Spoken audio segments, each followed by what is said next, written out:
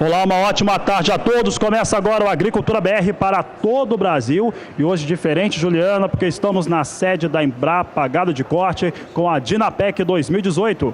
A Dinapec é uma vitrine tecnológica que mostra anualmente a produtores, acadêmicos e técnicos envolvidos no setor agropecuário do Brasil as mais recentes tecnologias voltadas à produção integrada e sustentável. Uma boa tarde para você ligado aqui no canal do Boi. O Agricultura BR de hoje trará um debate ao vivo junto a pesquisadores que estão ligados em mais uma edição desta feira, que, Fabiano, esse ano chega à sua 13ª edição. Exatamente, Juliana, é uma 13ª edição com muito trabalho. A gente aproveita para parabenizar a equipe da Embrapa Gado de Corte pela essa atividade. Nós já estamos aqui com uma mesa formada, nós vamos ter uma mesa redonda, estamos com pesquisadores presentes aqui conosco, o Eduardo Delgado Assad, ele que está aqui conosco, daqui a pouco vai falar aqui ao público, vai proferir uma palestra. O tema geral aqui dessa mesa redonda é sustentabilidade, é resultado de campo. Temos também aqui o Manuel Bacedo, pesquisador da Embrapa Gado de Corte, o William Marquior, ele que é diretor executivo da Rede de Fomento ILP, Integração Lavoura, Pecuária e Floresta. Alex Meloto também está aqui conosco, pesquisador da Fundação MS, entre outras atividades. Vamos começar agora então uma Agricultura BR diferente, Juliana. É isso aí, tem gente já fazendo visitas aqui nas áreas de demonstração de tecnologias e muita gente aqui conosco para acompanhar esse debate. Você também é nosso convidado, começa agora o Agricultura BR.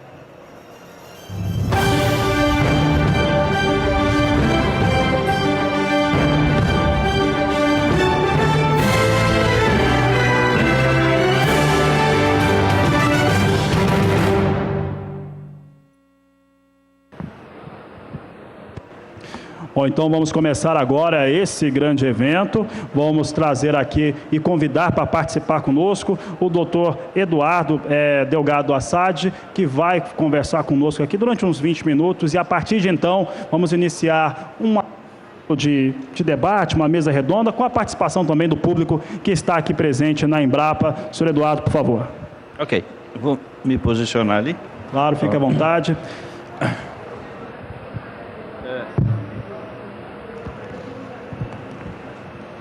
Bom, aí agora...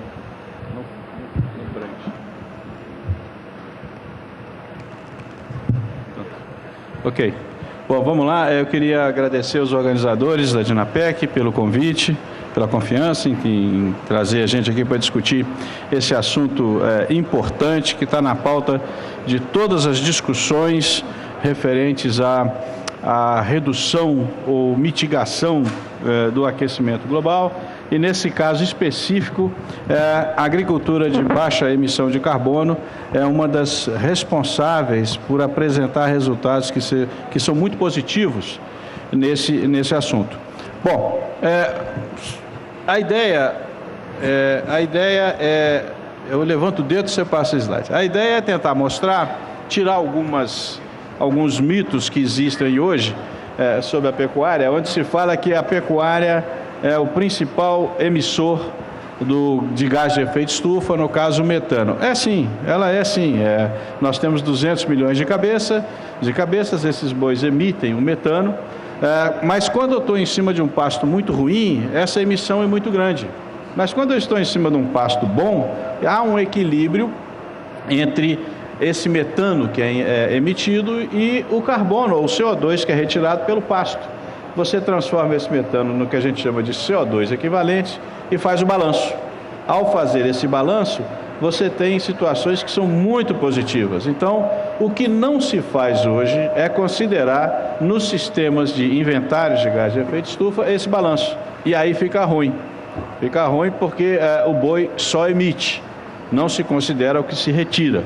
Então, nós temos duas situações. Uma, que é o boi em cima do pasto ruim. Esse pasto vai ter uma capacidade de suporte muito pequena e vai estar emitindo, e o boi em cima de um pasto bom, onde você tem um equilíbrio desses gases. E isso leva a gente, quando você faz o cômputo geral das emissões, leva a gente a uma situação muito favorável para a pecuária brasileira. O que também nos dá condição de sentar numa mesa de negociação internacional e mostrar que talvez a pecuária brasileira seja um dos poucos setores que nós temos hoje na economia nacional, capaz de mostrar claramente que ela equilibra essas emissões. Portanto, é preciso parar com essa conversa de que a pecuária é muito ruim, que o boi emite e que não há, o boi emite, repito, mas num sistema bom, no balanço, nós estamos quase em equilíbrio. O próximo. Aqui é também outro mito interessante. Não, para a produção de carne nós temos que desmatar a Amazônia.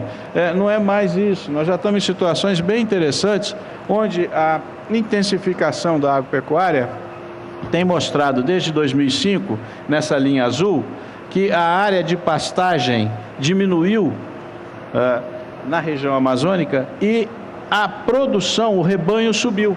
Então nós estamos em condições de redução de área de pastagem, o rebanho subindo. Como é que é possível isso? Com intensificação. Você só consegue isso com intensificação, com tecnologia, com melhoria dessas situações. Entre o ano 2000 e o ano 2014, foram convertidos no Brasil 10 milhões de hectares de pasto. E o nosso rebanho subiu, chegou a 212, está hoje em torno de 212 milhões. É milagre? Não, é tecnologia.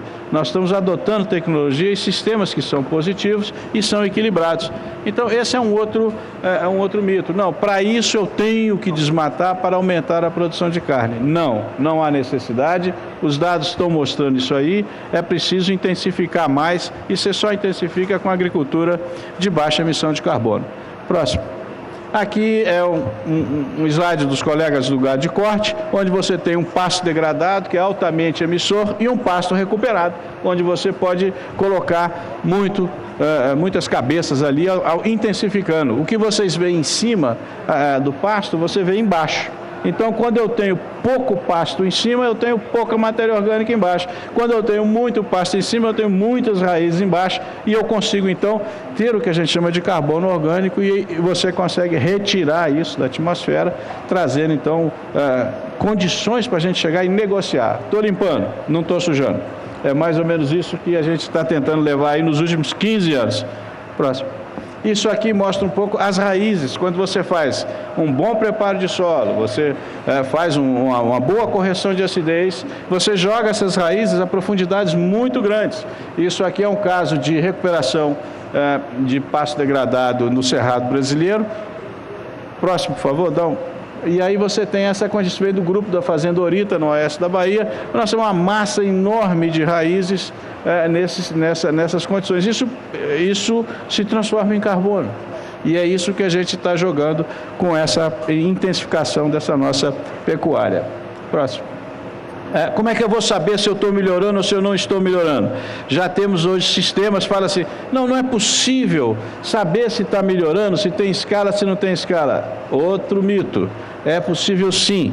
Nós já temos hoje sistemas de monitoramento com satélites, onde você consegue, a cada 15 dias, você tem uma imagem de uma região do Brasil. Então, a cada 15 dias, você consegue ter uma imagem dessa região aqui. E isso nos gera um índice, e esse índice nos dá o estado, ou vigor vegetativo dessa pastagem. E, em função disso, você sabe se você está com um pasto bom ou um pasto ruim. É possível fazer isso automaticamente. A gente já tem sistemas de monitoramento que estão disponíveis e que permitem que você monitore, por exemplo, um financiamento de pasto da agricultura ABC, uma recuperação de pasto da agricultura ABC. Você pode fazer isso direto. E vem desde o ano 2000. Essas informações são acumuladas, criando séries históricas, e você vê isso desde o ano 2000. Vamos, próximo. Ele está num papo bom lá no fundo. Próximo. Próximo slide. Aqui é um dado importante que eu vou fazer uma conexão com o último slide, vocês vão entender já já. Quando eu estou num pasto degradado, fala-se muito na história da pegada de carbono, né? Qual é a pegada de carbono dessa carne? Então, num pasto degradado, são dados dos colegas lá da Embrapa Agrobiologia, você tem um pasto ruim, você tem 32 quilos de CO2 por quilo de ganho de peso vivo. Essa carne hoje, se não for melhorada, ela está fora do mercado.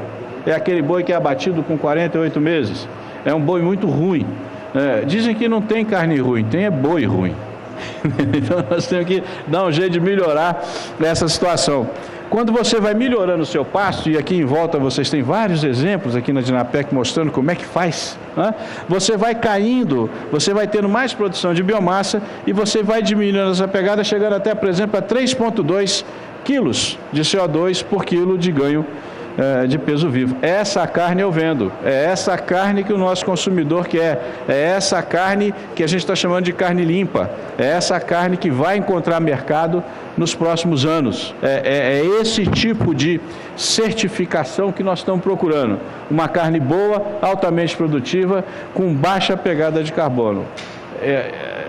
O nome disso chama-se barreira não tarifária. O cara estabelece uma determinada barreira e fala assim, olha, é uma carne muito ruim, eu não quero.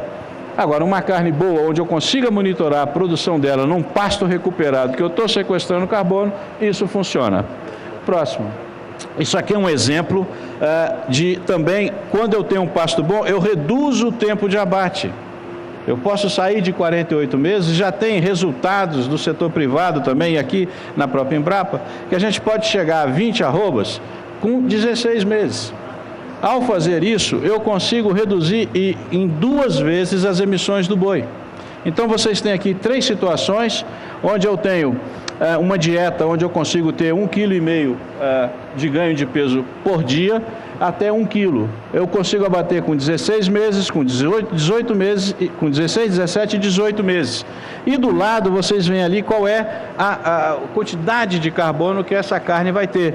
Então ela vai a 3 e pouquinho com 16 meses, 4 com 18 meses e com 20 meses chega um pouco acima de 5. Isso é medido, isso não é cenário, isso não é simulado. Em cima dos dados que nós temos, qual é o ganho de peso que você tem nessa dieta. Isso aqui é boi no pasto, não é boi confinado. Então você consegue chegar a esse tipo de coisa. É isso que nós estamos procurando, isso é tecnologia, são coisas assim que nós estamos procurando para poder difundir melhor essa nossa carne de qualidade. 20 arrobas em 16 meses.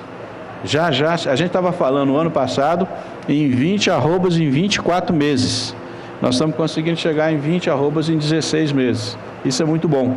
Você reduz o tempo de abate, você reduz a quantidade de animais, o tempo do animal no pasto, você tem um efeito que a gente chama de poupa-terra, menos terra para produzir mais pasto, e mais boi, e você consegue ter uma carne limpa.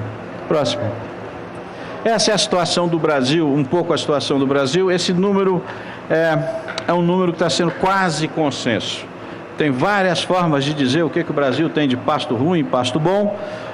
A gente sempre olha para o vermelho e fala, isso é pasto degradado, aí aparece uma discussão enorme e uma discussão muito interessante do que é o pasto degradado, e nós estamos avançando nisso, mas eu prefiro olhar para o verde. O verde é o pasto bom, e esse pasto bom, nós estamos em torno de 120 milhões de hectares com pasto bom, onde você tem em torno de uma cabeça por hectare, e essa cabeça, nesse pasto bom, está em quase equilíbrio com relação às emissões de gás de efeito estufa. Isso é muito bom. É o conceito que está se chegando aqui na Embrapa Gado de Corte da carne carbono neutro, mas com componente florestal. E nós temos hoje 120 milhões de hectares nessa situação. Vamos para o próximo? Aqui, por que é que a gente fala tanto em integração lavoura-pecuária? Quando você tem... Vai passando, por favor. Quando você tem a soja, você planta só soja, a que a gente chama de lavoura solteira, você usa 42% do seu tempo. Olha que coisa interessante. Em 1975, nessa situação, nós tínhamos em torno de 1,7 toneladas de soja por hectare. Já em 2012, chegamos a 3,5.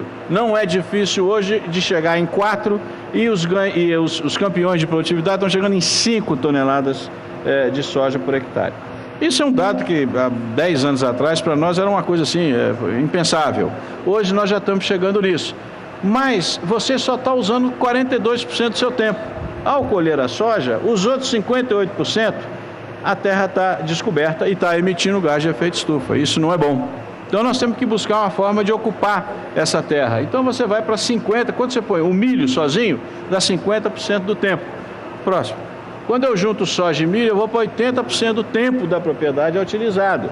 Aí eu vou avançando, o próximo, soja, a segunda safra de milho mais pecuária, 92% do tempo. Eu começo a ter um equilíbrio muito bom, eu emito menos, produzo mais, eu estou intensificando a terra, e eu estou conseguindo fazer essa ciclagem de nutrientes e melhoria do solo. Isso é que é a famosa integração lavoura-pecuária, que tem mais de 26 anos que eu escuto falar nisso na Embrapa e que a gente, fora da Embrapa também, e a gente está agora conseguindo ter eco porque criaram-se mecanismos de governo para financiar essa coisa. E tem sempre o eco, né, de fora, não, porque... isso é muito difícil, não dá para fazer, o pecuarista não está preparado para isso. Eu achava que a gente ia encontrar um eco muito bom nisso nos sojicultores, mas não é isso que nós estamos vendo, não. Nós estamos tendo muito mais eco no pecuarista do que nos plantadores de lavoura solteira. E isso está avançando e avançando muito rápido. Nós vamos ouvir aqui depois, na discussão, o que é que a rede ILPF está fazendo nesse sentido e o esforço que está sendo feito para transformar a fisionomia do Brasil rural. A tendência é que nos próximos 40 anos, isso já ouvi de vários analistas que conhecem, que não conhecem a agricultura, é que o Brasil inteiro seja assim. Essa é a tendência. Agora, amanhã não é amanhã não, dentro de uns 40 anos, porque é lento. Nós levamos 500 anos para chegar onde chegamos, vamos ver se em 40 anos a gente consegue modificar isso. Aqui você tem, na discussão ambiental, quais são os benefícios que você tem com isso. Ora, quando você melhora, faz a sua integração lavoura-pecuária, fixa o carbono no solo, você aumenta o estoque, aumenta a qualidade do solo, passa a ter mais água disponível. Nós vamos ter, não se iludam, nos próximos 10 anos ou mais, nós vamos ter muita discussão sobre a disponibilidade de água. Nós estamos passando por crise de oferta de água muito forte. Quando se discutir irrigação hoje, ela não será mais discutida sobre aquilo que o agricultor quer fazer. Ela vai ter que ser discutida num comitê de bacia, para ver como é que essa água vai ser destinada, se vai ser para a área urbana, para a energia elétrica ou para a lavoura. Porque é isso que hoje está norteando o consumo de água. Por quê? Porque está faltando água em São Paulo, está faltando água em Brasília, está faltando água em cidades do interior, 50% dos municípios brasileiros não têm saneamento. Então não vai ser mais do jeito que a gente estava fazendo até agora. Vai ser um pouquinho mais complexo, porque senão nós vamos ter crise hídrica e nós não vamos conseguir produzir o quanto que a gente produz. Vamos lá? Aqui então é a composição dessa integração lavoura-pecuária-floresta, onde a gente consegue ter aquela pecuária-floresta, nós temos as culturas, nós temos mamadeira, você passa a ter... eu brinco muito com o pessoal, eu não conheço o supermercado de um produto só, eu só planto soja e ali eu vou ter sustentabilidade no meu produto. Não, quando você faz integração lavoura-pecuária, você tem fibra, você tem proteína, você tem grão e você começa a ter uma diversificação grande dos seus produtos. E aí isso chama-se, no final das suas contas todas, você chama um sistema sustentável, onde você pode perenizar essa sua produção. Próximo. No caso específico do carbono, a situação é bem interessante. Você tem aqui mudança de uso da terra, essa linha verde aí é a vegetação nativa. Você corta essa vegetação, o carbono vai caindo. Quando chegou ali em 2006, são experimentos feitos no Mato Grosso. Nós temos vários experimentos desses. Quando você chega ali em 2006, vamos botar a integração lavoura-pecuária. E aí inverte, a curva inverte, e aí você começa a fixar carbono.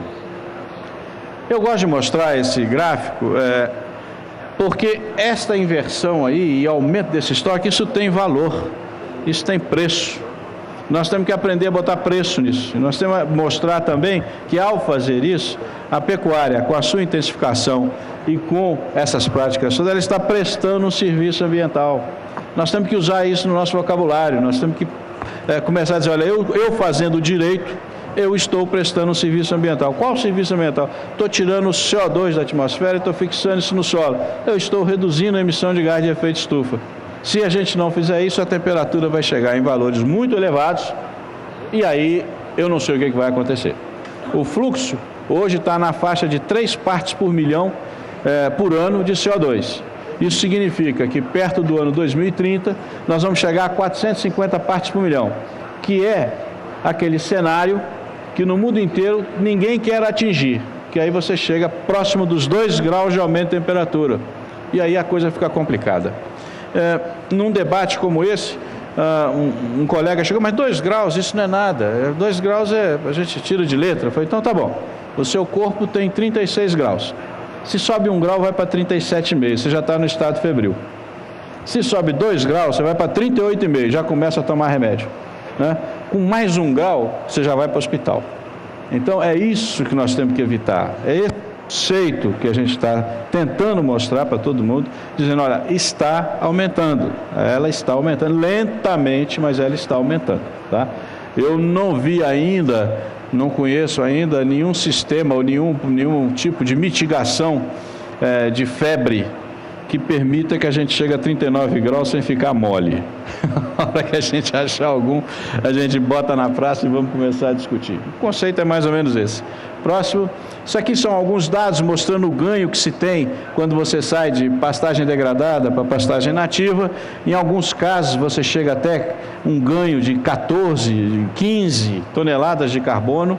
O problema agora é ver em que tempo que você conseguiu isso, para ver como é que você pode ir aumentando a sua capacidade de suporte do seu pasto conforme os sistemas que foram adotados. Próximo. Bom, aqui é um pouco os impactos do Plano ABC, que diz respeito a tudo isso que nós estamos falando. Para chegar onde a gente quer, nós estamos precisando aí de 34 bilhões de reais em 10 anos. Isso não é nada. Pode parecer alguma coisa, mas isso não é nada. Nós perdemos 11 bilhões de reais por ano, perda na agricultura e na pecuária, 11 bilhões por ano. E nós estamos falando em mudar o cenário, trabalhando aí com 34 bilhões para a gente ter uma nova agricultura brasileira baseada em sistemas integrados e equilibrados. É isso que a gente está tentando fazer. Né? Então, o cálculo econômico, até o cálculo econômico a gente consegue contestar com relação aos tomadores de decisão. Né? Tem que ter crédito fácil para fazer uma agricultura boa, equilibrada. Como é que você faz isso? Pressionando. Tem que pressionar. Se não pressionar, ninguém de Brasília, ninguém vai fazer isso porque quer. Hoje, na verdade, o que se quer é reduzir os custos. E a gente tem que mostrar que não. Esse é um dinheiro que vai dar um lucro muito grande, se bem aplicado. Próximo. Esse aqui é um cenário do Brasil para 2023. Se você não usar a agricultura ABC, se a gente não adotar a agricultura ABC, o Brasil vai emitir 630 milhões de toneladas de CO2 a mais naquele ano. Agora, se nós adotarmos a agricultura ABC conforme ela está preconizada, e aí eu estou falando de integração lavoura-pecuária, lavoura-pecuária-floresta, recuperação de pasto, nós vamos tirar da atmosfera 1,4, 1,5 bilhões de toneladas, algo próximo de 140 milhões de toneladas por ano, num sistema equilibrado. Isso significa que a gente vai cumprir o Acordo de Paris com o componente agrícola. Eu não vi nenhum setor, a não ser o setor florestal, que mostre números com tanta clareza. Você chega, está aqui, isso já está medido. Tem mais de 400 trabalhos científicos mostrando isso, mostrando esse tipo de retorno. E aqui, com mais que a gente mostre, a gente tem aqui a chancela da Fundação Getúlio Vargas, mostrando que essa coisa é possível. Então, é isso que a gente tem mostrado cada vez mais nos grupos de discussão. Eu estou caminhando para o fim. Aqui seria em torno de a recuperação disso, quanto que custaria por região do Brasil, no sul, sudeste, são realidades diferentes. Aqui, nesse caso, na recuperação do que está colocado, em torno de 15 milhões de hectares de pastos, nós precisaríamos de 10 bilhões de reais até 2030. Isso não é muita coisa, tá? É algo que a gente pode colocar na mesa dizendo quanto é que isso vai render em termos de retorno para a nossa pecuária. Próximo. Aqui outro setor interessante, está lá no Ministério da Ciência e Tecnologia, quanto é que a pecuária emite. Só a pecuária, é aquela linha laranja ali. E quanto é que os solos agrícolas emitem em termos de fertilizante. Esses são os dois calcanhares de Aquiles da agricultura brasileira. A pecuária emitindo metano e os adubos emitindo óxido nitroso, o calcário emitindo bastante e o metano também sendo emitido pela agricultura. Acontece que nós temos um negocinho, é uma pena que o nosso colega Bruno não pôde vir, nós temos um bichinho aí que todo mundo fala muito, que é uma maravilha, que é a fixação biológica de nitrogênio. Só na soja, nós deixamos de emitir 45 milhões de toneladas de CO2. E agora, recentemente, aparece, então, já comercialmente, a fixação biológica em pasto, em gramínea. Isso abre um potencial de redução de 120 milhões de toneladas de CO2. Junta com o da soja, junta com a neutralização do carbono no pasto. A gente chega a quase este valor que está em laranja. Então é 0 a 0. Tá? Emite, mas tira tudo. É essa a ideia, que não é uma conta de padaria, não é tudo baseado em resultados científicos que nós estamos cada vez mais levando para as discussões internacionais. E, obviamente, que os grupos que produzem também estão assustados, porque nenhuma agricultura no mundo consegue fazer isso. Só a agricultura brasileira consegue fazer nesse nível que está sendo colocado de ameaça ao aumento da temperatura no planeta. Próximo. Aqui seriam as estimativas. Você vê que o setor florestal, ele é muito mais competitivo, então só se fala em floresta. Ele consegue retirar muito CO2 porque ele imobiliza o carbono na madeira, em muitos casos. Então, você tem lá na recuperação de pasto, na manutenção dos pastos, na integração lavoura-pecuária, você tem quase 5 vezes menos de fixação de carbono, ou 6 vezes, do que a floresta. Então, todo mundo só discute floresta. Mas quando você vê qual é o ganho que você tem econômico com esses 3 primeiros pontos, você vê que é maior. Então, é uma briga desequilibrada, porque todo mundo fica interessado só no setor florestal, que tem que ser revegetado, tem que ser incentivado, mas não pode esquecer o peso que a agropecuária tem na economia brasileira. Próximo. Esse aqui, então, são os municípios que têm mais impacto, novamente aquele mapa da distribuição de pastos, os municípios que têm mais impacto, onde você pode reduzir esses impactos. Vocês veem que na região do Nordeste, onde nós temos uma situação muito crítica, tem quase nada. Então é preciso criar algum tipo de política que você estimule aquela região para produzir. E não tem quase nada, e tem 25 milhões de pessoas ali. O que nós vamos fazer naquela região? Que tipo de solução que nós vamos dar para aquilo? Caminhando mais um pouquinho, próximo. Quais são os ganhos de um sistema integrado que você tem ao adotar um sistema integrado desse, integração lavoura-pecuária? Ora, a área, você reduz essa área produtiva em quase 1/6. Né? Você tem um ganho de energia de 60%, as emissões se reduzem em 55%.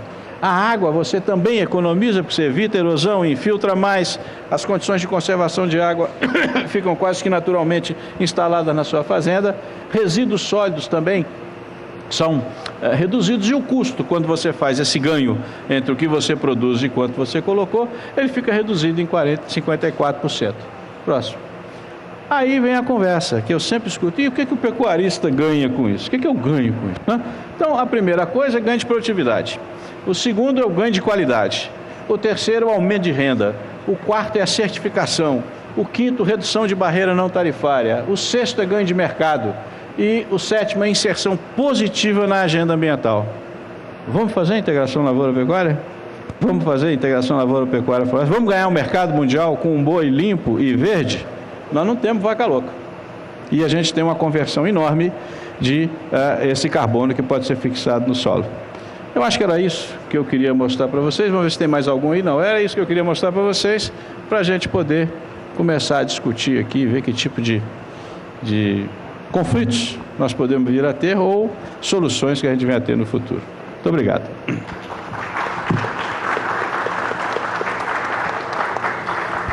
Tá, fala do doutor Eduardo, por favor, doutor.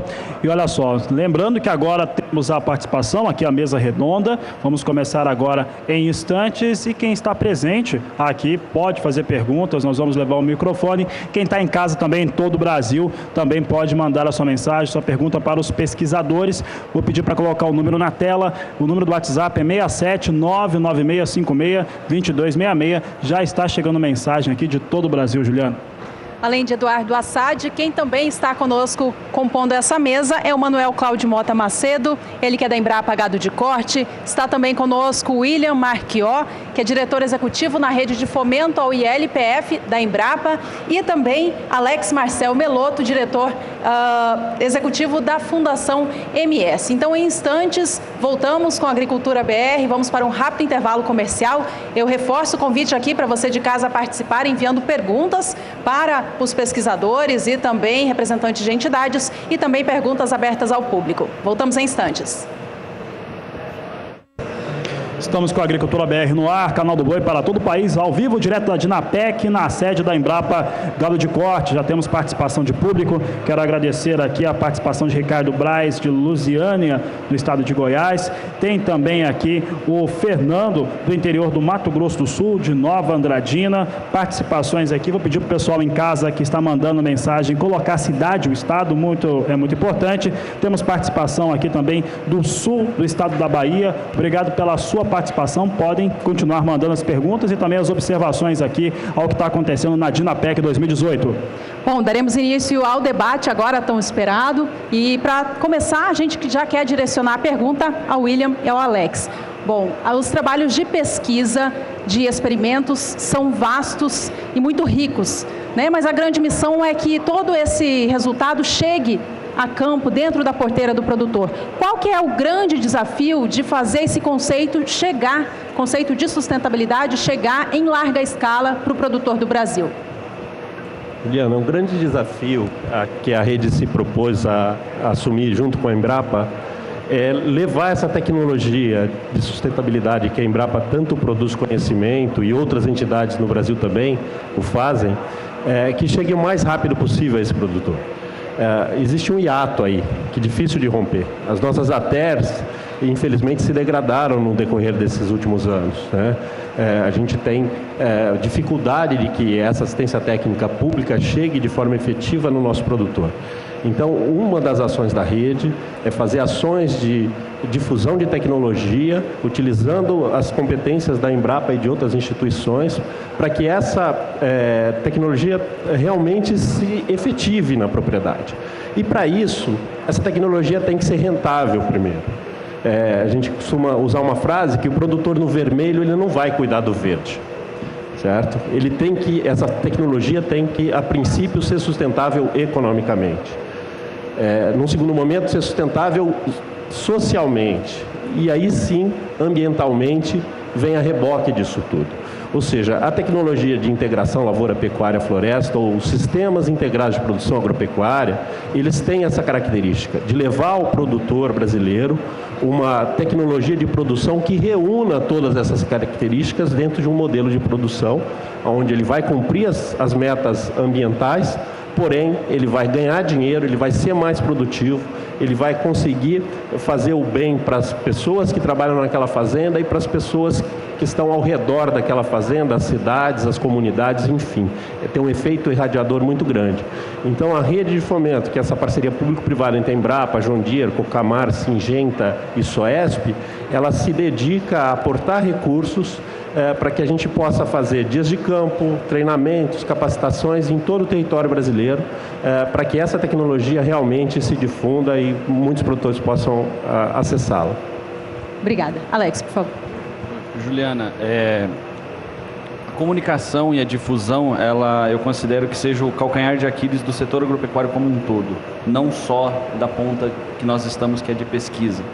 Então, eu acho que eventos como esse, o Dinapec e outros que Mato Grosso do Sul tem e no Brasil todo tem, são importantíssimos. Nós temos um papel fundamental, que é de auxiliar o produtor no acesso dessas informações, pegar os 400 artigos que a doutora Assad citou na palestra, filtrar isso, transformar numa linguagem um pouco mais simples, digamos assim, tirar da linguagem acadêmica e entregar para o produtor. Um outro ponto que eu considero fundamental, eu batizei de difusão por inveja, que é quando um produtor começa a adotar um sistema, no primeiro momento ele sempre é chamado de louco e isso é recorrente. Quando o milho com capim começou no Mato Grosso do Sul, quem fazia era louco. Quando o ILPF começou no Mato Grosso do Sul, era louco. Mas aí o tempo vai passando e essa é uma construção que a gente faz. E vale muito a insistência e até um pouco da nossa teimosia, como pesquisadores, de insistir naquela tecnologia que a gente acredita e que, como o William falou, tem resultado econômico. Eu acho que a frase é perfeita, William, e o que a gente vê é exatamente isso. Dificilmente o produtor vai adotar uma tecnologia porque ela é bonita ou porque alguém está falando para ele adotar. No entanto, quando você mostra e convence ele de que os números são extremamente positivos, o sequestro de carbono, a mitigação, tudo isso vem de carona. O sistema que a gente preconiza de integração para a produção pecuária, ele já é ambientalmente sustentável, como o Dr. Eduardo falou. O gado que está no pasto bom, a emissão de carbono é quase zero, nós estamos quase no equilíbrio. Esse é um sistema extremamente rentável. E é isso que a gente tem, o nosso desafio é levar esse recado, mostrar que a rentabilidade é positiva e que a preservação e conservação ambiental vem de carona. Ou seja, não dá para ter só um apelo ambiental, né? Tem que ter os outros atrativos por trás. Tá certo, nós vamos continuar aqui conversando. E agora eu quero a participação do Dr. Manuel Macedo também. Temos aqui a participação do público, que eu acho que a coisa mais importante é o pecuarista, o produtor rural, o agricultor participando conosco. Nós temos aqui o produtor rural Anderson, de Bataguaçu, no interior de Mato Grosso do Sul. Ele perguntou o seguinte, estava acompanhando aqui o Dr. Eduardo na palestra, e disse o seguinte: numa boa formação de pastagem, para termos retornos por tempo maior, por mais anos, ele coloca aqui, a reforma consiste em que para a raiz? Seria fósforo? Qual seria essa resposta? Gostaria que vocês comentassem a questão da importância da reforma de pastagem, de mantê-la numa boa situação, e aí falando o que precisa ter nessa reforma. Dr. Macedo primeiro, depois o Dr. Eduardo. Bom, a recuperação de pastagens, de uma forma geral, ela pode ser feita com diferentes alternativas, né? Uma das causas, nós temos duas principais causas relacionadas à degradação de pastagem, que perfazem talvez uns 80%, 90% de todo o problema, que é a falta de reposição de nutrientes e um manejo inadequado, principalmente com um superpastejo, uma não adoção adequada da quantidade de animais por área, por unidade de área.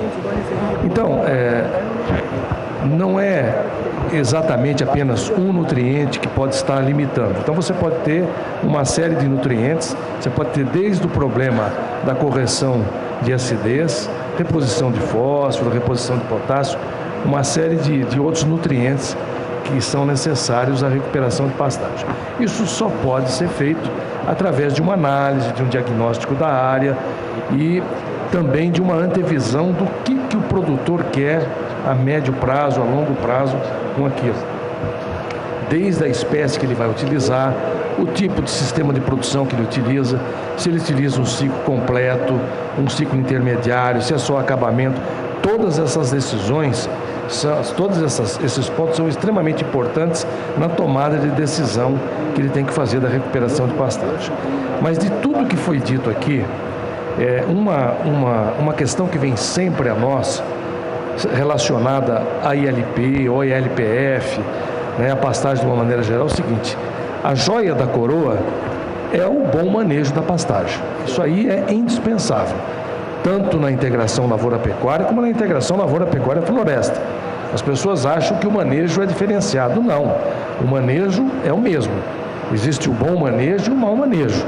É adequar a produção forrageira à lotação que se vai colocar naquela pastagem.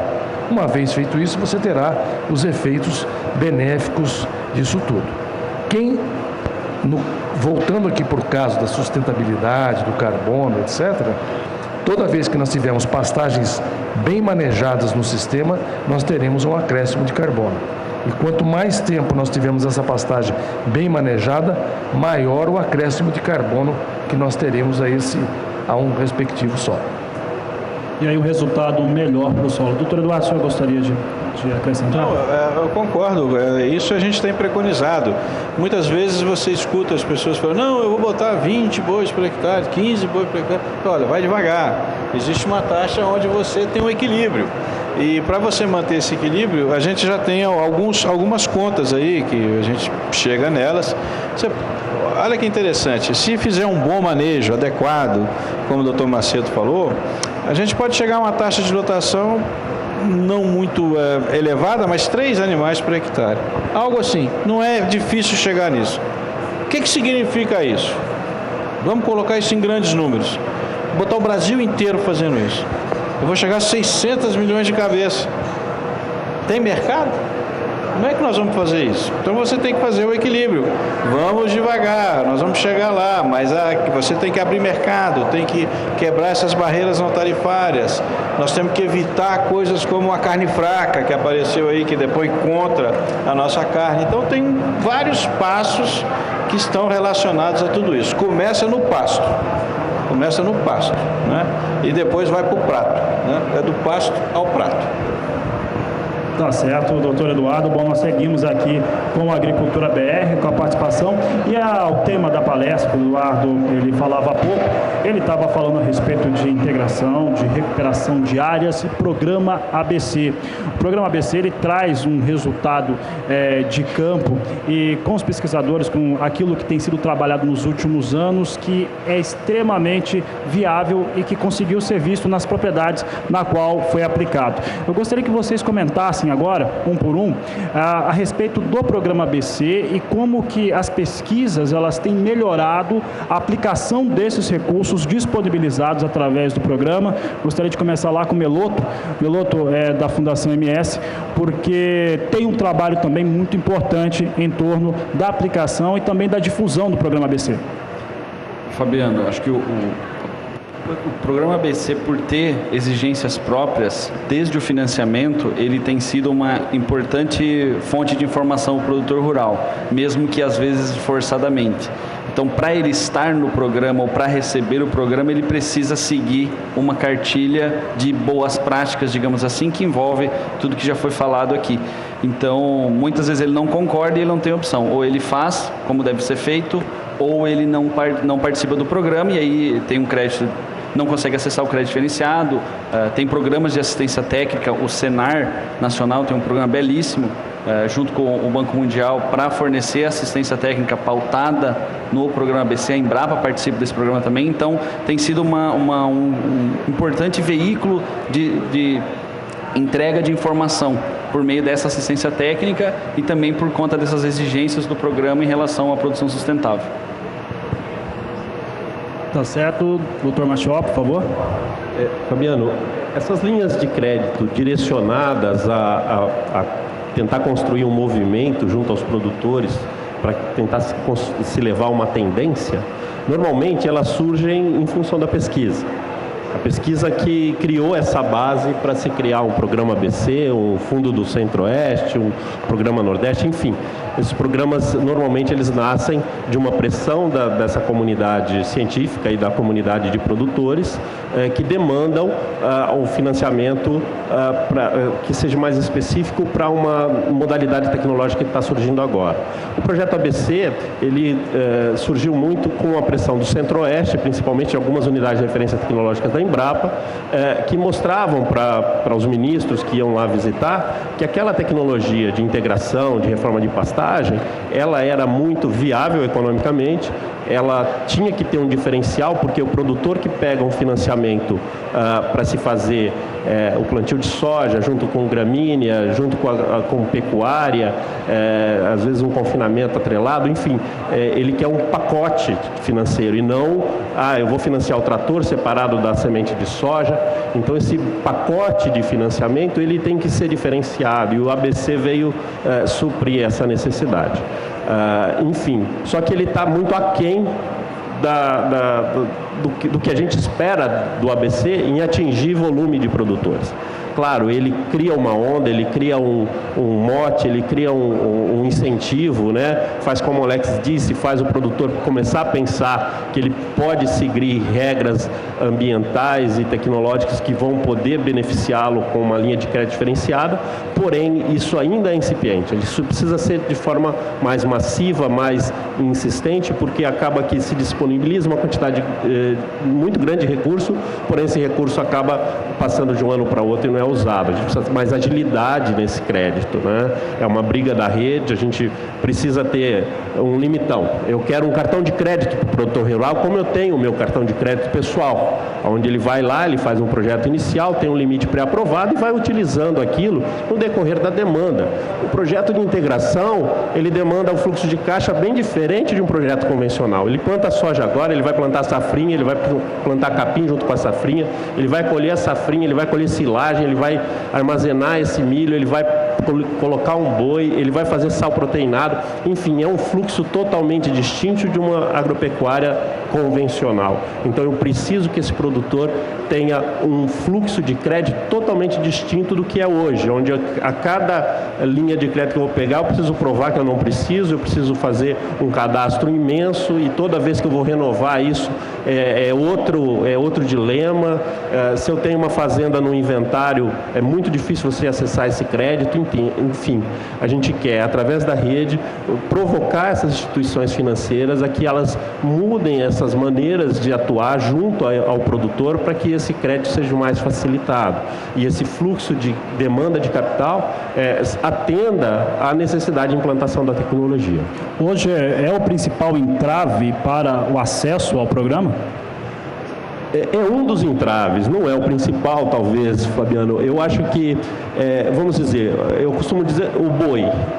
Às vezes a pessoa faz uma soja, faz um milho safrinha, a hora que ele vai colocar 3 ou 4 As por hectare naquela pastagem, ele precisa aí de no mínimo R$6.000 só para comprar o vasilhame, que eu costumo dizer.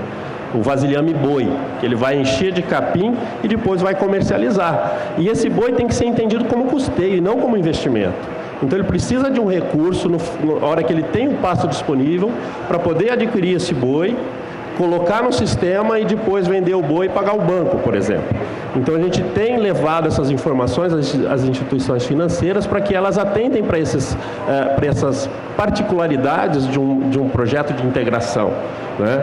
E isso realmente é limitante. Eu visito vários produtores e falo, não, eu consigo fazer a soja, consigo fazer o milho, só que a hora que eu tenho o pasto, a hora que eu vou pôr o boi, eu não tenho capital de giro suficiente para pôr o boi. Aí eu tenho que ir atrás do meu vizinho, eu tenho que alugar aquela palhada, enfim. Nós podemos melhorar e muito. E os bancos são ávidos para emprestar. Eles só precisam entender um pouquinho melhor esse modelo e o produtor também é ávido para pegar o dinheiro e para pagar. A inadimplência não é alta nesse tipo de produtor que faz integração. Então, é um mercado ainda muito virgem nisso. Então, a gente precisa comunicar melhor com as instituições financeiras para que elas possam entender essa necessidade e começarem a soltar produtos específicos, não só o ABC, mas como outros, né, que possam atender a essa característica desse modelo de tecnologia. Tá certo, William. Doutor Macedo, sua participação, por favor. Como foi colocado, é o seguinte, todo o processo de transferência de tecnologia, uma adoção, né, mais propriamente, é um processo que requer uma certa maturação, né? Falando do lado da pesquisa, quer dizer, num primeiro momento, o nosso papel extremamente importante é de mostrar que existem alternativas tecnológicas para se corrigir ou se resolver determinados problemas, né? O plano ABC, ele contempla diversas áreas, desde recuperação de pastagens no formato tradicional, na integração lavoura-pecuária, plantio de florestas, sistemas de integração e tal. Então, cada segmento desse, ele tem uma certa diferença para você fazer essa transferência também, tanto do ponto de vista do público-alvo, como do pacote de tecnologia que você precisa fazer isso. A pesquisa, no primeiro momento, você faz o treinamento dos difusores e você também precisa continuar com a retroalimentação a cada tempo, introduzindo outros elementos novos da pesquisa para que esses difusores, esses monitores possam atualizar também lá a base. No caso da integração lavoura-pecuária, para quem não tem tradição, etc., existe um componente extremamente importante que é o conhecimento, é a gestão dessa tecnologia. Como o William colocou, você tem mais de uma atividade, embora o sistema seja extremamente plausível, econômico, eficiente, sustentável, mas ele é um sistema que requer uma gestão tecnológica, uma gestão de recursos humanos muito mais abrangente que os sistemas tradicionais e contínuos simples. Então, isso requer uma maturação, mas acho que olhando desde quando começou o Plano ABC, agora os programas de monitoramento que estão sendo estabelecidos para acompanhar a eficiência do uso desses recursos, eu acho que nós temos evoluído satisfatoriamente. Podia ser melhor? Poderia. Mas nós tivemos também vários outros percalços aí no meio de exigências para os produtores, de ter o CAR, etc. Estamos vencendo todas essas etapas. Eu acho que, uma vez vencidas essas etapas, com todo esse pacote de informação que nós temos e a formação desses monitores, eu acho que o programa vai avançar de uma forma mais rápida. E principalmente a partir do momento em que os produtores passarem a terem essa vantagem adicional de trabalhar em sistemas sustentáveis e que possam ter uma precificação do carbono, por exemplo, a médio prazo, aí o sistema com certeza vai deslanchar mais ainda. Tá certo, Macedo. A gente continua aqui conversando agora com a participação do senhor Eduardo a respeito dessa primeira rodada de posicionamentos, Eduardo. A leitura... Alô. A leitura feita aí pelos colegas, ela é perfeita, funciona assim mesmo, existem os entraves. Eu só queria lembrar um pouquinho como é que esse plano nasceu. O embrião desse plano foi a COP de Copenhague, a COP 15. O Brasil ia para a COP 15 sem nada referente à agricultura, nada. E aí, 2 meses antes de ir para lá negociar, vários grupos de pesquisa foram acionados. A agricultura não limpa a atmosfera? Eu falei, claro, vocês é que não perguntaram antes. E aí a gente traçou as 7 linhas do plano ABC, mostrando, isso aqui é possível fazer. Depois que isso foi negociado em Copenhague e voltou ao Brasil, 5 meses depois virou um plano da política, um plano setorial da política climática, e algum tempo depois virou o programa ABC. O primeiro questionamento que nós recebemos dos agentes financeiros foi o seguinte: como é que vocês fazem um negócio desse sem ter tecnologia e conhecimento para isso? Aí os brios foram feridos. Eu peguei alguns livros que a gente tinha na Embrapa há mais de 30 anos e falei assim, nós temos tecnologia, vocês é que não conhecem.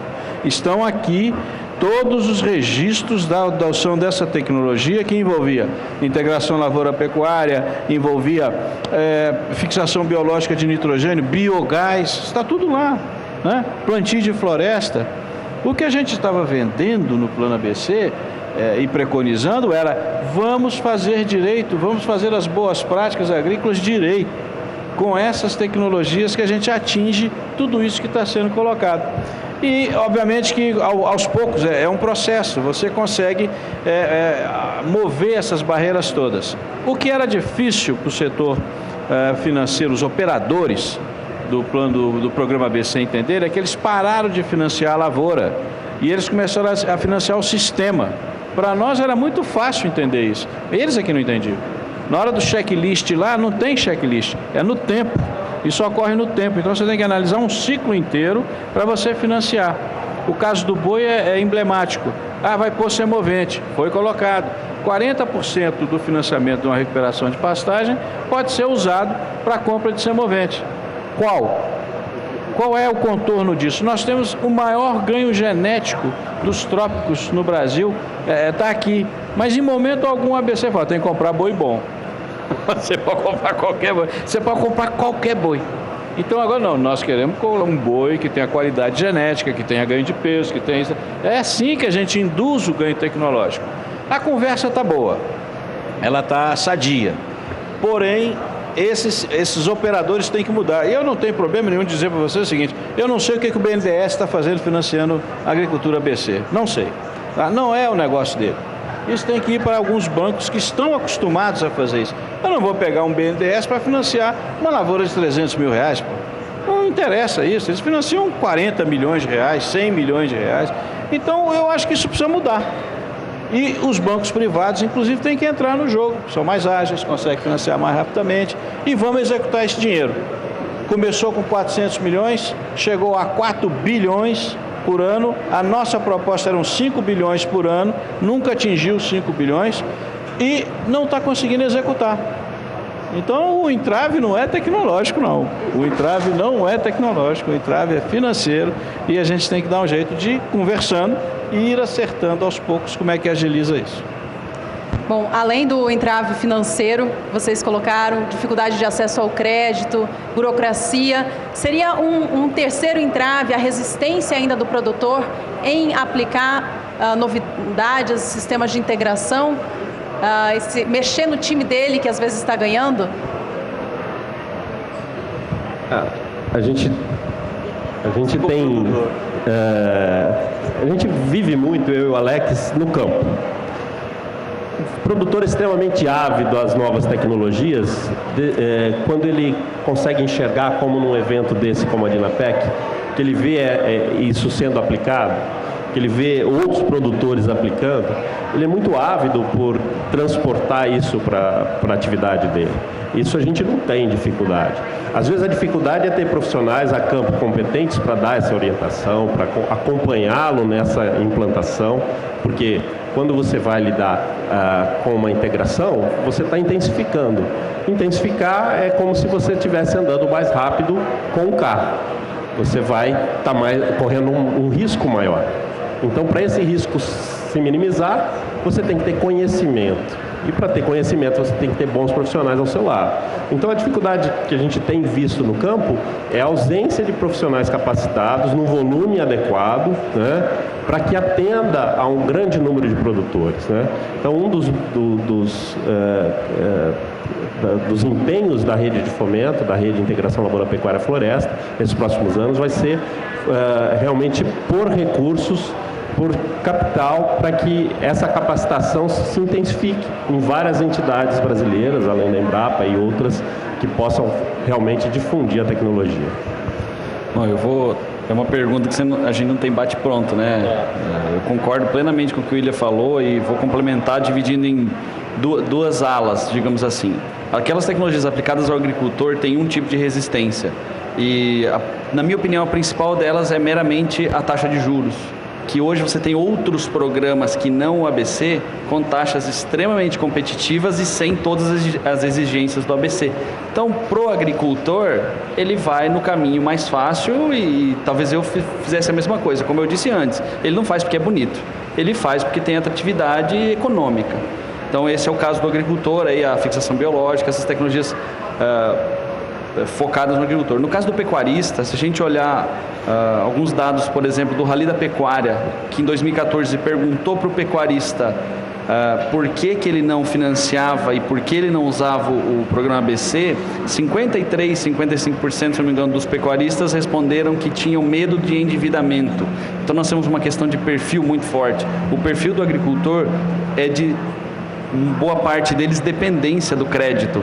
O pecuarista foi assim na década de 70, muitos quebraram e hoje ele não quer se endividar. Então, é o que o William falou, nós precisamos de mais gente, porque é uma pedra mais dura ainda que a gente tem que furar, que é o pecuarista. Então, ele tem um perfil muito conservador, muitos deles já se endividaram, demoraram para pagar, a margem da pecuária é muito menor, apesar do risco da atividade também ser menor, mas a rentabilidade é muito menor, então ele demora mais para se recuperar.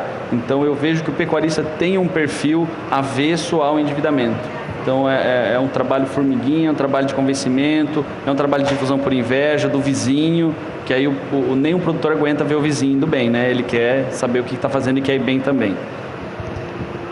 Tá certo, gente. Bom, daqui a pouco nós voltamos a falar aqui. Tem perguntas chegando aqui de telespectadores. Daqui a pouco, depois do intervalo, nós vamos trazê-la, mas vamos para o intervalo comercial agora, Juliana.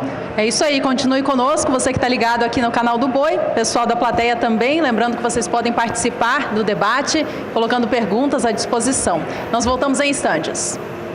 Agricultura BR de volta aqui na Dinapec 2018, na sede da Embrapa Gado de Corte, e falando a respeito de assuntos importantes, sustentabilidade, integração lavoura-pecuária, e com a participação do telespectador do país inteiro. Estamos aqui com os pesquisadores, participam dessa mesa redonda.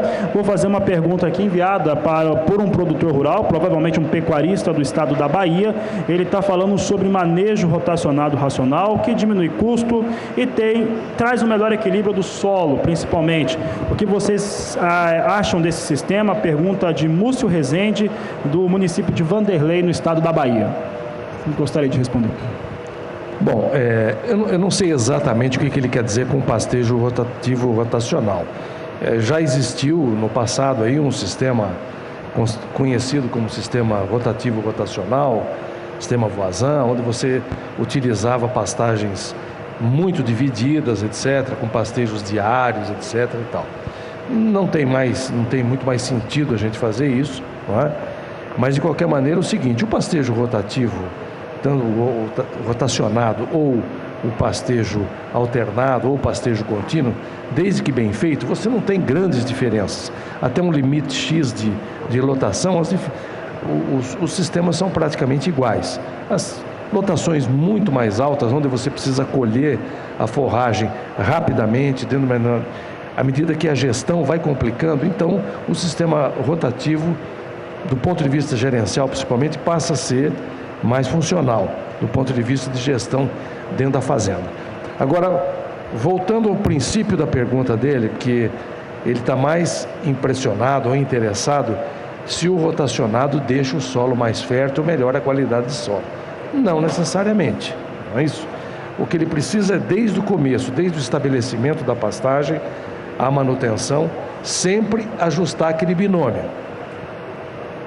O manejo adequado, a lotação adequada à forragem disponível, sempre levando, porque quando você tem uma eficiência de pastejo, vamos dizer, por volta de 50%, você está tendo um pastejo muito bom, né?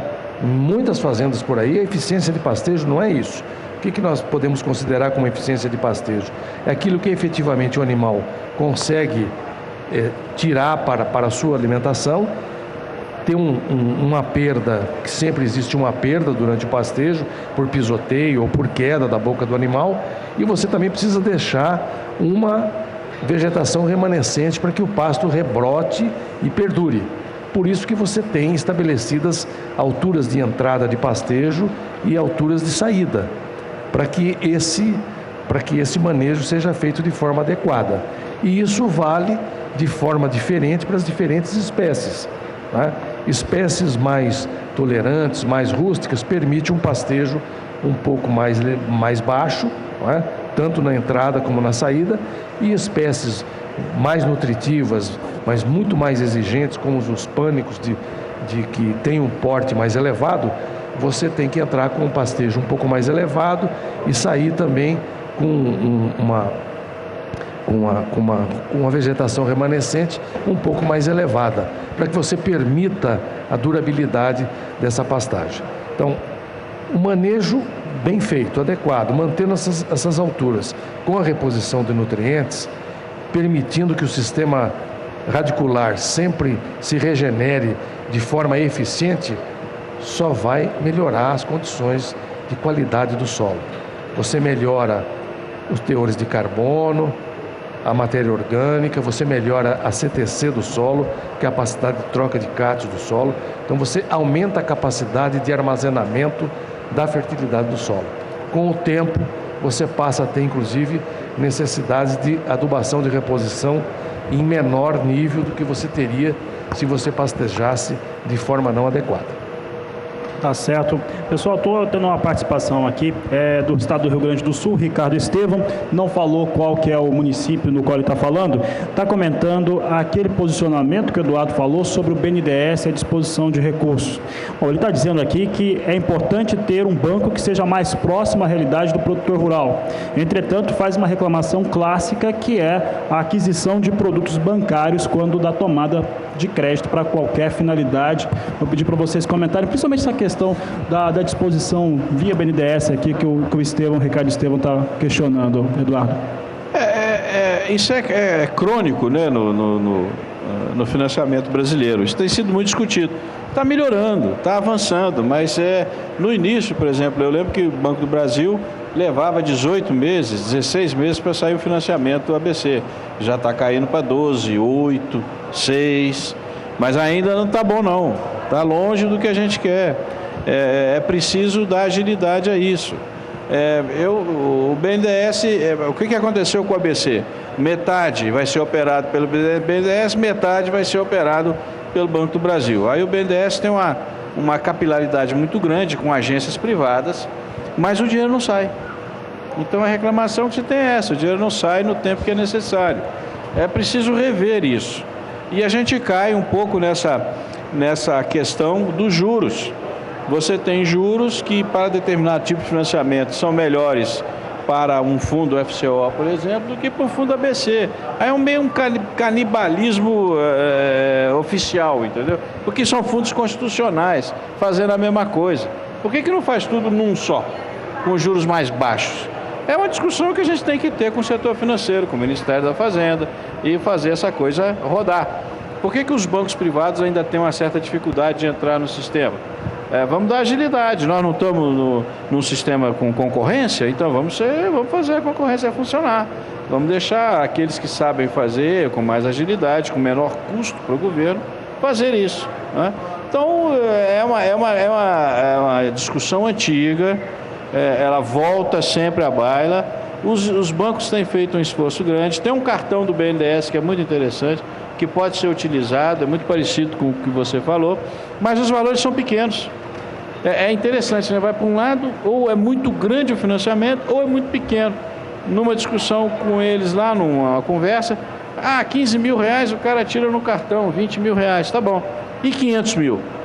Eu tiro 500 mil no cartão? E se eu for fazer um reflorestamento que são 3 milhões de reais? Eu tiro no cartão? Então, é uma nova visão dessa coisa, né? E essas garantias todas que são solicitadas, é interessante, né? Todos nós, a gente é meio tratado como desonesto, né? Todo mundo é desonesto, né? A visão brasileira é um pouco essa, né? Prova que você é honesto para eu poder te dar o dinheiro. Vamos inverter isso. Vamos inverter isso. Todo mundo é honesto, tá? Os que são desonestos têm que ir para a cadeia. Tem uma meia dúzia aí que já achou o caminho da cadeia, né? Então nós temos que tentar buscar essas coisas. O agricultor não é desonesto, é o negócio dele, é desse jeito que ele faz, é um setor importante, garante 25% do PIB e tem que ser tratado à altura da importância dele para a economia brasileira. Bom, e se esse acesso ao crédito do grande produtor médio já é difícil, do pequeno, então, pior ainda? São financiamentos diferentes. Você tem o Garantia Safra, você tem... O número é um número interessante. Nós temos 4 milhões de pequenos agricultores, grosso modo, 4 milhões de pequenos agricultores, 1 milhão de classe média rural e 500 mil grandes produtores. Esse é mais ou menos, eu posso errar aqui no detalhe, mas os 500 mil não estão nem aí para o governo, não precisam, têm financiamento próprio, trabalham com recursos próprios. A classe média rural sofre muito, porque depende desse tipo de acesso ao financiamento. E o pequeno produtor, ele fica, às vezes, pendurado em programas assistencialistas ou programas de crédito subsidiado, que nem sempre tem o dinheiro disponível. E aí fica complicado. Voltamos de novo na mesma discussão que sempre vem à baila agora, até o mês de julho. Cadê a política agrícola? Como é que isso vai ser feito? Eu sei que os ministros anteriores estão fazendo um esforço danado para melhorar essa coisa, mas esbarra em outros ministérios. Não, tem que economizar aí, porque senão nós não vamos fechar a conta. Tem que diminuir o recurso. E quanto que gera? É um dinheiro muito bem aplicado, né? Você põe R$1, gera 4, 5, 6 reais, gera emprego. Então, a conta tem que ser mais generosa com a agricultura, tanto pequena quanto a grande. Vou fazer uma pergunta aqui, principalmente para o Meloto e para o William, que estão bem próximos, né? Estão na área de produção. Se essa morosidade que foi citada aqui pelo Eduardo em relação à disposição do crédito, na melhor das hipóteses, aqui 6 meses num programa ABC, como ele citou há pouco, se na hora que faz o planejamento, produtor rural com a sua assistência técnica, coloca no papel também esse tempo de maturação de projeto para ele ser aprovado no sistema bancário. Ô Fabiano, isso acontece e, além de tudo, esse tempo que você falou, a gente está vivendo, pelo mercado de insumos ser também regulado pelo dólar e pelas commodities, a gente tem oscilações muito grandes.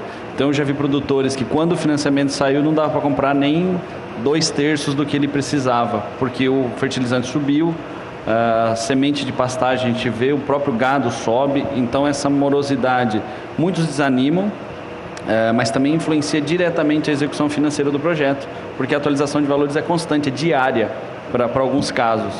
Então isso é extremamente importante que seja mais rápido para que o produtor consiga executar a contento o projeto. A gente encontra produtores que acabam utilizando o boi como um amortecedor de caixa. Financiamento para o adubo não saiu, eu vendo o boi, compro adubo e vou esperar o financiamento sair, que era para comprar adubo, mas eu já comprei, então eu compro o boi com o financiamento de adubo. Porque, como o Alex falou, às vezes demora muito, o time já passou, onde ele tinha a oportunidade de ter resultado econômico, ele já perdeu. Então, acaba que o boi, nesse sistema de integração, às vezes funciona como esse amortecedor de caixa, como um gerador de fluxo de caixa rápido, porque o boi tem liquidez, então ele vende às vezes o boi magro antes de terminar um ciclo, para fazer caixa, para comprar o adubo, para comprar o insumo, para comprar a semente antecipada, para que ele consiga garantir margem nessa agricultura. E aí ele sacrifica às vezes a pecuária. Bom, chegamos aos 10 minutos finais desse debate. A gente gostaria de encerrar pedindo a vocês que deixassem as considerações finais a respeito dessa grande missão de levar a sustentabilidade para dentro do campo. Eu acho que o principal recado, desafio e missão nossa, e junto com os produtores, é ter entendimento de que, como o Dr. Assad falou, há conhecimento suficiente, há segurança técnico-científica para a gente evoluir em termos de sistema de produção. Mato Grosso do Sul é um exemplo disso. A gente vê aqui o nosso milho plantado com capim. Então nós temos 3, 4 safras, então é soja no verão, milho com capim, uma safra de parte aérea do capim e mais uma de raízes. Então, é claro que isso foi pautado na pesquisa, iniciou-se, o produtor trouxe a demanda e a Embrapa, a Fundação MS, as fundações em geral, trabalharam forte nisso e desenvolver o sistema. Acho que nós estamos vivendo um novo momento muito similar, que é de pegar o conhecimento que nós já temos e juntar isso com o empreendedorismo do produtor rural, tanto agricultor quanto pecuarista, mostrar para eles que há conhecimento, há segurança para a gente evoluir como sistema de produção. A sustentabilidade vai vir de carona pelos bons índices financeiros dessa evolução de sistema, e é o que a gente tem visto no campo. Produtores que tinham um número de cabeças de gado focado com a área exclusivamente em pecuária. E hoje tem agricultura, cana, floresta na propriedade e continuam com o mesmo rebanho. Então, o que o Dr. Assad mostrou em Brasil, em área de pastagem e rebanho, a gente vive no Mato Grosso do Sul e nós estamos prontos para esse passo. Eu acho que o recado da Fundação MS é que o produtor tenha segurança e confie mais uma vez nas instituições de pesquisa e na academia e acesse as informações e evolua o seu sistema de produção. A rede Integração Lavoura Pecuária Floresta tem acreditado muito no produtor, e o produtor tem feito muito bem a tarefa dele dentro da porteira.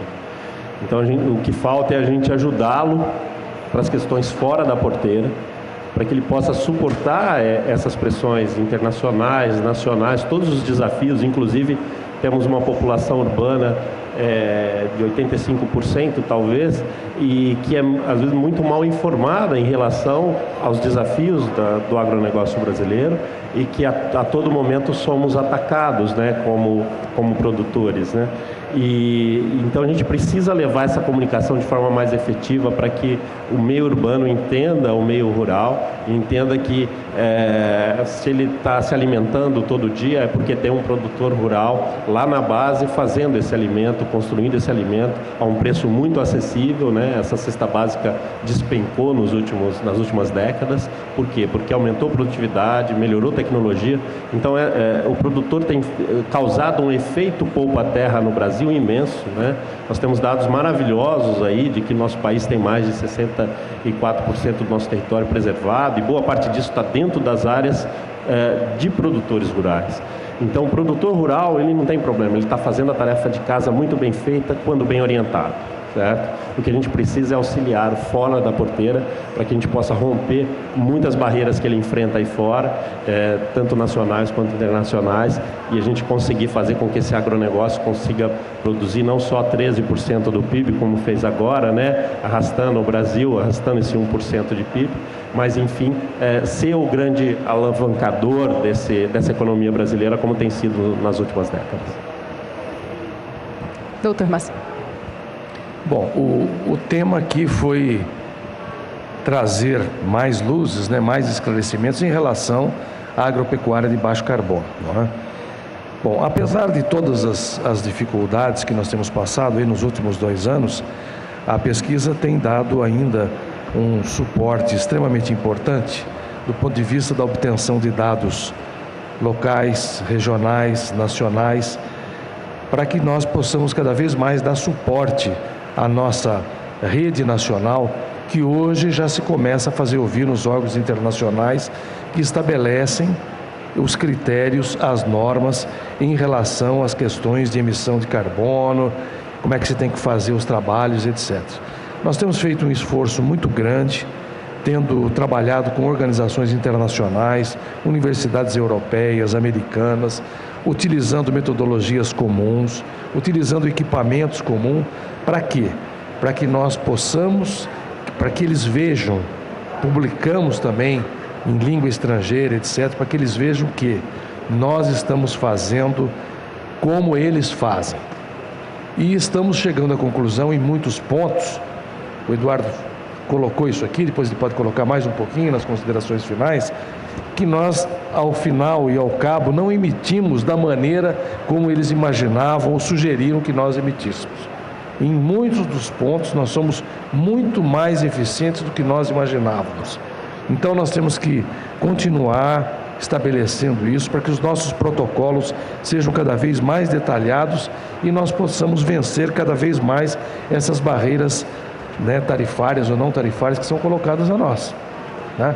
Então, isso aí tem um papel importante. O Eduardo tem tido um papel importante nisso aí, em relação ao Ministério do Meio Ambiente, em levar todas essas informações nessas COPs todas que nós temos tido nesses últimos anos. E acho que as propostas e as alternativas que nós temos oferecido, tanto de baixo carbono como de carbono neutro, são altamente viáveis, que se feita a tempo e a hora, e os produtores recebendo a transferência de tecnologia na hora adequada, os financiamentos adequados, sem dúvida nós podemos mostrar ao mundo que nós fazemos realmente uma agropecuária de baixo carbono e de carbono zero também, em muitos dos casos. Certo, Macedo. Doutor Eduardo. Bom, queria primeiro agradecer essa oportunidade de estar aqui discutindo isso. Já estamos chegando aí no 9º ano efetivo de discussão da agricultura de baixa emissão, de baixo carbono. A gente brinca muito, não é baixo carbono não, porque baixo carbono é deserto, é baixa emissão de carbono.